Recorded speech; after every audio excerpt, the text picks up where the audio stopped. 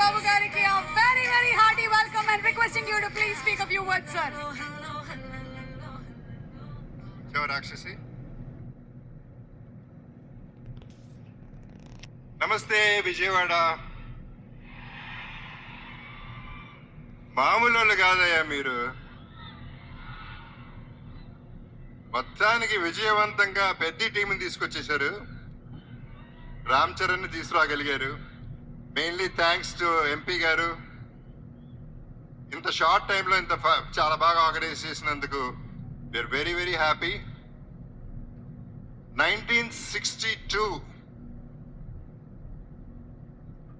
Benz circle దగ్గర సరోజినీదేవి హాస్పిటల్లో నేను పుట్టాను. అప్పుడు బెజవాడ. సో బెంజ్ సర్కిల్ నాకు బాగా తెలిసి అప్పుడు వాకింగ్ స్ట్రీట్ అయి ఉండేది. ముంత కింద పప్పు, గవర్నర్ పేటలో ముంత కింద పప్పు ఇవన్నీ తిని ప్రతి హాలిడే ఇక్కడ ఎంజాయ్ చేసినాడిని, మీతో పెరిగినాడిని, మీతో ఉన్నాడిని, మీతో ఉండిపోయేవాడిని. నేను ఇక్కడ పుట్టింది ఎంత వాస్తవం. పెద్ది అనే సినిమా ఇండస్ట్రీకి, డిస్ట్రిబ్యూటర్స్ కి, ఎగ్జిబిటర్స్ కి, మాకు ఆర్టిస్టులకి, మీ అందరికి పెద్ద దిక్కు అవుతుంది. ఇది వేరే రేంజ్కి వెళ్ళిపోయే సినిమా. అందరూ గట్టిగా ఊపిరి పీల్చుకునే టైం, అందరూ ఆకలి, అందరు దాహం తీర్చే టైం ఇది. నాకు కూడా, ఎందుకంటే నాకు మంచి క్యారెక్టర్ వచ్చి 8 ఏళ్ళు అయింది. అంటే అరవింద సమేత తర్వాత పెద్దిలో నా క్యారెక్టర్, నాకు బుచ్చిబాబు నన్ను ఎలా ఊహించాడో నాకు తెలియదు, కానీ అప్పల్సూరిగా నాకు తెలిసి ఇదే నా బెస్ట్ క్యారెక్టర్ అవుతుంది. సినిమా కూడా బెస్ట్ సినిమా అవుతుంది. ఇక రామ్ చరణ్ మెగా పవర్ ఏంటో ఈ సినిమాలో చూపిస్తాడు. ఏ స్టేట్కి వెళ్ళినా, ఏ కంట్రీకి వెళ్ళినా అక్కడి నుంచి 6 కొట్టాడు. ప్రతి షాట్ సినిమాలో 6రే. మీరు క్యాచ్ పట్టుకోవాలంతే. వాళ్ళ నాన్నగారు చిరంజీవి గారితో ఒక చిన్న డిస్కషన్ జరిగింది, మెగాస్టార్ గారితో. అప్పుడు నేను చరణ్ అంటే నాకు చాలా ఇష్టం.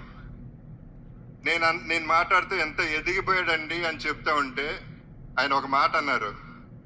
Charan talent wise, career wise, success wise ఒక ఎత్తు అయితే, మనిషిగా సక్సెస్ అయ్యాడు.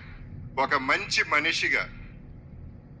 ఆ మంచి మనిషి, మంచి మనసు నేను సెట్లో చూస్తూ ఉంటాను. కలిసినప్పుడల్లా ఆ చూపులో, ఆ మాట, ఆ పిలుపులో కనపడుతూ ఉంటుంది. సో తనతో ఎప్పుడైనా ఏదైనా నేను ఎప్పుడూ రెడీగానే ఉంటా. ఎందుకంటే ఆపర్చునిటీ రావటమే గొప్ప విషయం. తన మనసు గురించి చెప్పాలంటే సాయిధరం తేజ్ ఒకసారి అన్నాడు, తన ఇంట్లో వాళ్ళ పేరెంట్స్తో పాటు వాళ్ళ బాబాయ్, మన డిప్యూటీ సీఎం గారు పవన్ కళ్యాణ్ గారు, తన కజిన్స్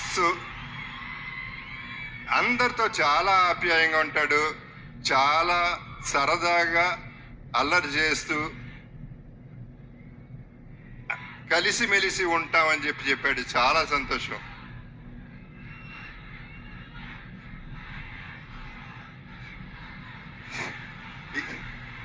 ఈ పర్టికులర్ సినిమా గురించి నేను ఎక్కువ చెప్పదలుచుకోలేదు, ఎందుకంటే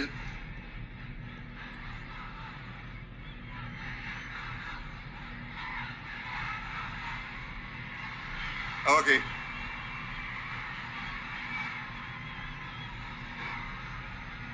ఇక మా బుచ్చిబాబు పోర్టబుల్ సైజులో, బఠానీ సైజులో ఇంత ఉంటాడు. తనలో ఎంత బుర్ర ఉందో, ఎంత టాలెంట్ ఉందో, అన్బిలీవబుల్ టాలెంట్ ఉంది, అన్లిమిటెడ్ టాలెంట్ ఉంది. Is unstoppable also. తను పోర్టబుల్ ఎందుకన్నానంటే,